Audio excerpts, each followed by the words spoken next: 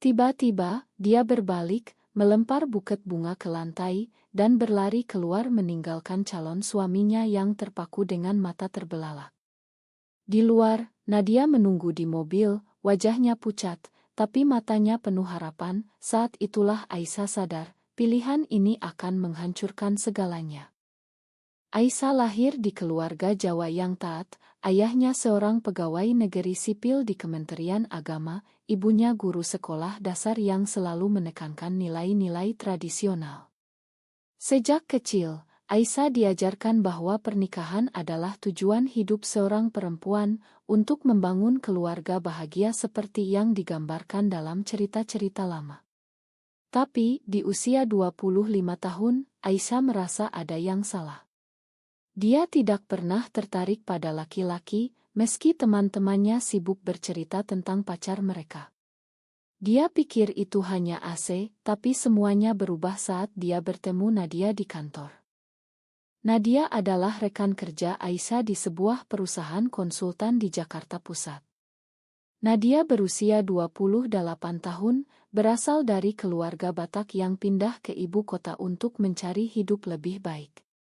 Dia cerdas, percaya diri, dengan senyum yang bisa menerangi ruangan. Mereka pertama kali bertemu saat proyek bersama, Nadia sebagai senior yang membimbing Aisyah. Awalnya itu hanya kekaguman profesional.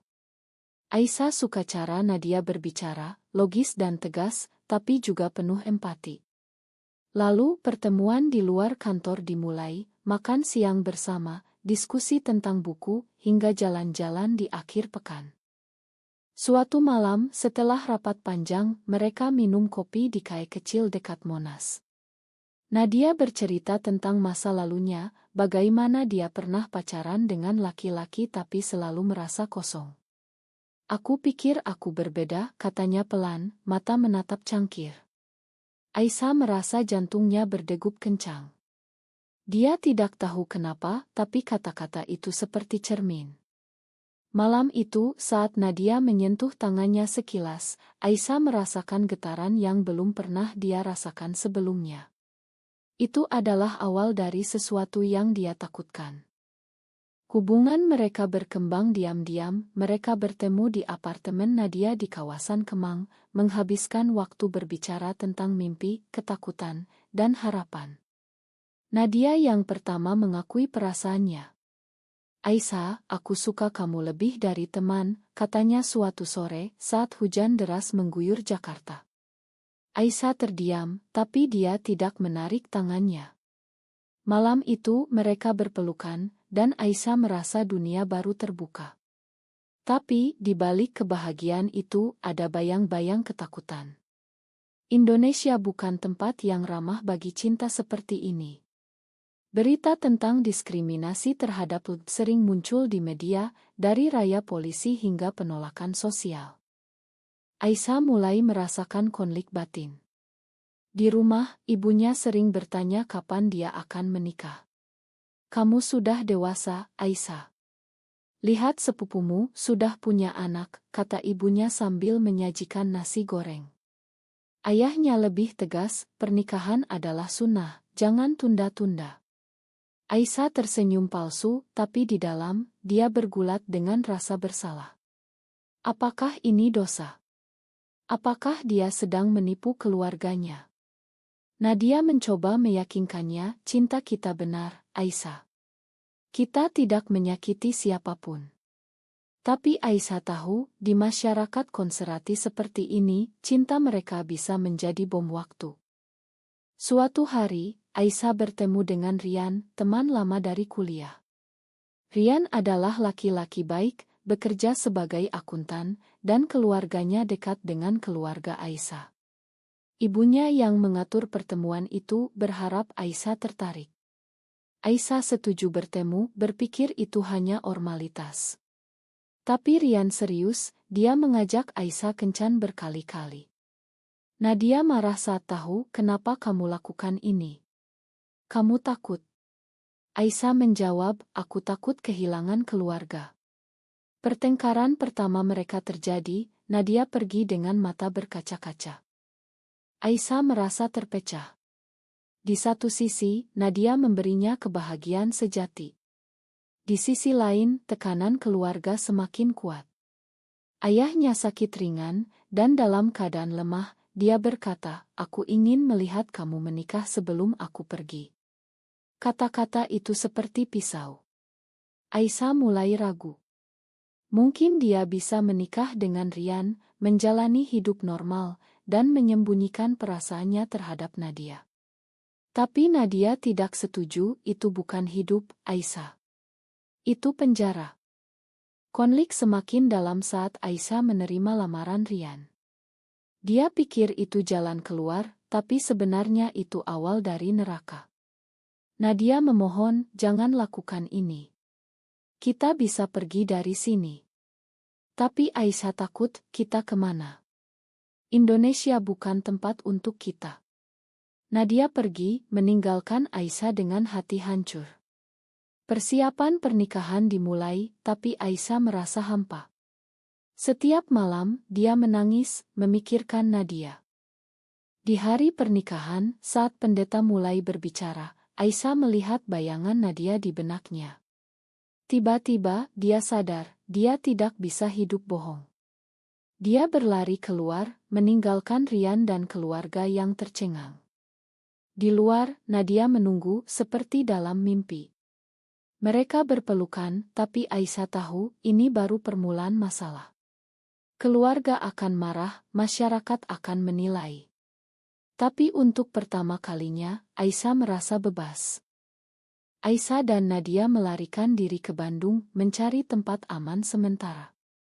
Mereka menyewa kamar kecil di sebuah guest house di Dago, jauh dari hiruk-pikuk Jakarta. Nadia memeluk Aisyah erat, "Kita akan baik-baik saja." Tapi Aisyah tahu, telepon dari keluarga akan datang. Dan benar, malam itu, ibunya menelepon, suaranya gemetar, "Aisyah, apa yang kamu lakukan? Kamu hancurkan nama baik keluarga." Aisyah menangis, tapi dia tidak bisa kembali. Kehidupan baru mereka penuh tantangan. Nadia bekerja sebagai relancer, Aisyah mencoba mencari pekerjaan baru. Tapi bayang-bayang masa lalu menghantui. Aisyah sering bermimpi buruk, melihat ayahnya marah, memanggilnya pendosa. Di Indonesia, di mana agama memainkan peran besar, cinta sesama jenis sering dianggap tabu. Nadia mencoba menghibur, "Kita bukan satu-satunya. Ada komunitas di sini." Tapi Aisyah ragu, apa mereka bisa melindungi kita dari keluarga. Konflik keluarga memuncak saat ayah Aisyah datang ke Bandung. Dia menemukan alamat mereka melalui teman. Pintu diketuk keras, Aisyah membuka, dan ayahnya berdiri di sana, wajahnya merah padam. "Pulanglah, Aisyah. Ini bukan hidupmu." Nadia berdiri di belakang, tapi ayah Aisyah mengabaikannya, "Dia yang merusakmu." Pertengkaran hebat terjadi. Ayah Aisyah bicara tentang Al-Quran, tentang norma masyarakat. "Kamu akan masuk neraka," katanya. Aisyah menjawab, "Ayah, aku mencintainya." Ayahnya pergi dengan hati hancur, meninggalkan Aisyah dengan rasa bersalah mendalam. Nadia merasa tertekan. Dia berasal dari keluarga yang lebih liberal, tapi tetap saja, orang tuanya tidak tahu tentang orientasinya.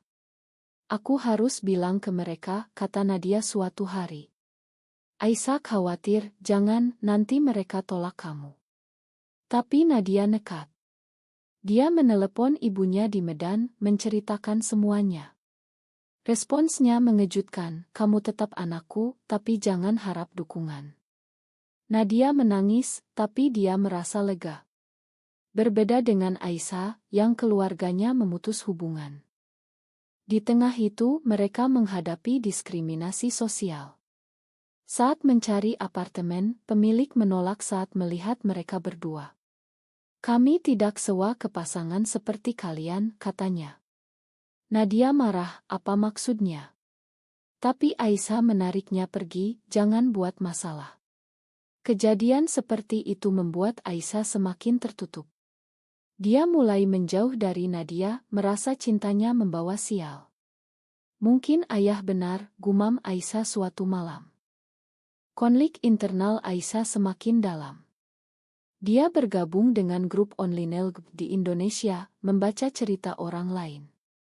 Beberapa sukses, tapi banyak yang menderita, diusir keluarga, kehilangan pekerjaan. Aisyah bertanya pada diri sendiri, apakah ini layak?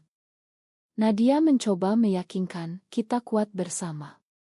Tapi tekanan membuat Nadia lelah. Suatu hari, dia bertemu teman lama, seorang perempuan bernama Lina, yang juga lesbian. Lina menawarkan dukungan, tapi Aisyah curiga. Dia terlalu dekat, kata Aisyah. Pertengkaran semakin sering. Nadia merasa Aisyah tidak berkomitmen penuh.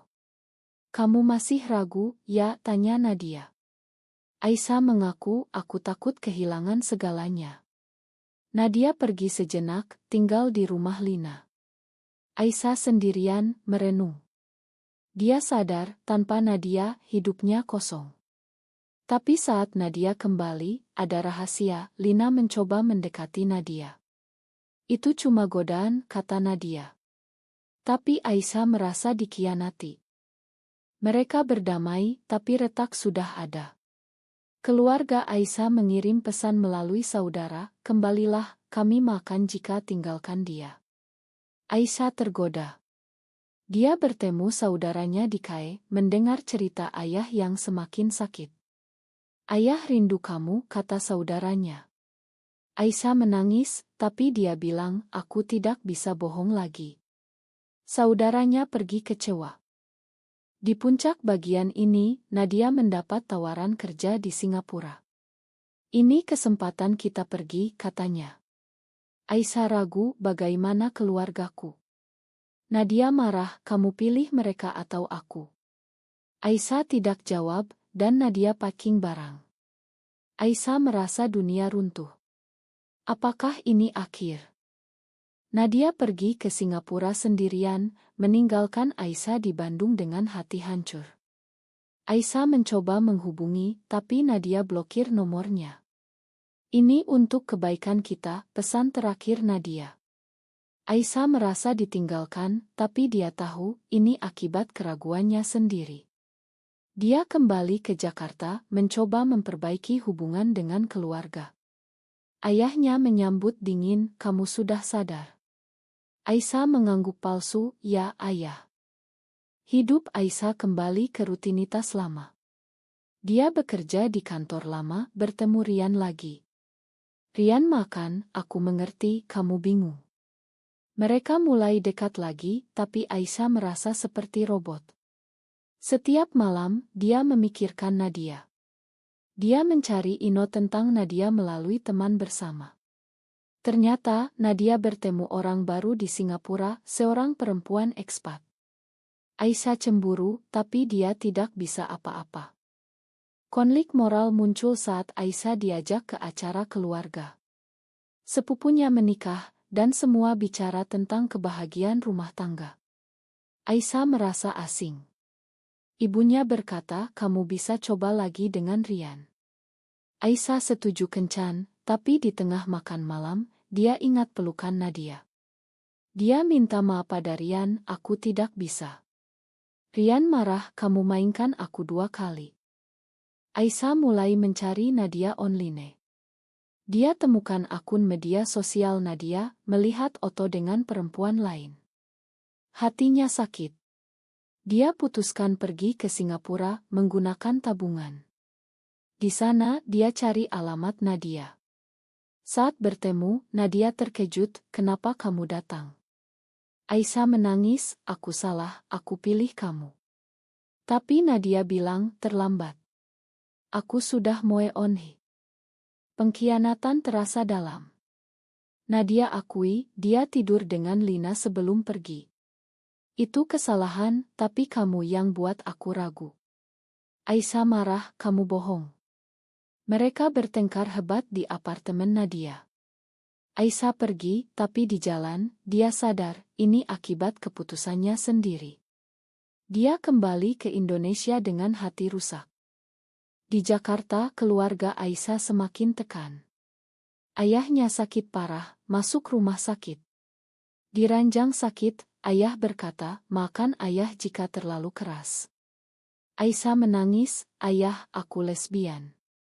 Ayah terdiam, lalu pegang tangannya, aku tetap sayang kamu. Tapi ibunya tidak setuju, jangan bilang itu. Konflik keluarga pecah lagi. Aisyah memilih tinggal sendirian. Dia bergabung komunitas LGBT di Jakarta, bertemu orang-orang seperti dirinya. Salah satunya, Maya, yang cerita pengalaman serupa.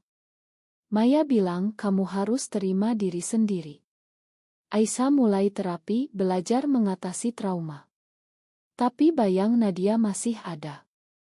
Suatu hari, Nadia kembali ke Indonesia untuk urusan keluarga. Dia hubungi Aisyah, aku rindu kamu. Aisyah ragu, tapi setuju bertemu. Di KE, Nadia minta maaf, aku salah. Aisyah bilang, kamu khianati aku. Nadia jelaskan, aku takut sendirian. Mereka berdamai, tapi Aisyah bilang, kita butuh waktu. Konflik baru muncul saat keluarga Nadia tahu. Orang tuanya datang dari Medan, marah besar. Kamu bawa malu keluarga, kata ayah Nadia. Nadia bertahan, ini aku yang sebenarnya. Tapi ayahnya usir dia. Nadia tinggal dengan Aisyah lagi, tapi tekanan membuat mereka rapuh. Di akhir bagian ini, Aisyah dapat kabar ayahnya meninggal. Di pemakaman, ibunya bilang, ini karena kamu. Aisyah hancur, merasa bersalah. Apakah cintanya benar-benar layak harga ini? Kematian ayah Aisyah menjadi titik balik. Aisyah jatuh ke depresi, menyalahkan diri sendiri. Jika aku tidak lari dari pernikahan, ayah masih hidup, gumamnya. Nadia mencoba dukung, itu bukan salahmu. Tapi Aisyah menjauh, kamu bagian dari masalah. Mereka pisah lagi, Nadia kembali ke Singapura. Aisyah hidup sendirian di apartemen kecil di Jakarta Selatan. Dia fokus kerja, tapi hati kosong. Dia bergabung aktif LGBT, ikut demo kecil melawan diskriminasi. Di sana, dia bertemu orang-orang yang cerita perjuangan. Salah satunya, seorang aktis senior bernama Sari, yang bilang kamu harus lawan masyarakat, bukan lari. Aisyah mulai bicara di forum online, berbagi ceritanya anonymously. Tapi masyarakat tidak ramah. Postingannya dapat hate comment, pendosa. Kembali ke jalan benar. Aisyah takut, tapi itu buat dia lebih kuat. Suatu hari, ibunya datang, aku rindu kamu. Mereka bicara panjang, ibu akui, aku takut kehilangan kamu. Aisyah jelaskan, ini bukan pilihan, Bu. Ini aku. Ibu menangis, tapi mulai terima pelan-pelan. Nadia kembali lagi, kali ini untuk selamanya. Dia resign dari Singapura, aku tidak bisa tanpa kamu. Aisyah ragu, kamu pernah khianati aku. Nadia minta maaf tulus, aku bodoh. Mereka coba bangun lagi, tapi masa lalu menghantui. Mereka ikut konseling pasangan, belajar komunikasi. Konflik puncak saat mereka putuskan tinggal bersama terbuka. Teman kantor tahu, dan gosip menyebar. Bos Aisyah panggil, ini bisa pengaruh karir kamu. Aisyah marah, ini pribadi. Tapi dia dipecat dengan alasan lain. Nadia juga hadapi masalah, keluarganya potong bantuan finansial. Mereka hadapi demonstrasi anti-LGBT di Jakarta. Nadia ingin ikut lawan, tapi Aisyah takut, nanti kita terluka. Nadia pergi sendirian, dan di sana, dia ditangkap polisi karena kerusuhan. Aisyah panik, datang ke kantor polisi. Lepaskan dia, katanya. Nadia dibebaskan, tapi dengan luka fisik dan mental. Ini buat Aisyah sadar, mereka harus bertarung. Mereka mulai kampanye kecil, bicara di komunitas. Tapi pengkhianatan datang dari dalam, seorang teman komunitas bocorkan identitas mereka ke media. Berita muncul, pasangan lesbian tantang norma masyarakat. Keluarga Aisyah malu, ibu sakit. Aisyah konfrontasi teman itu, kenapa kamu lakukan? Teman bilang, untuk publisitas. Aisyah marah, kamu khianati kami.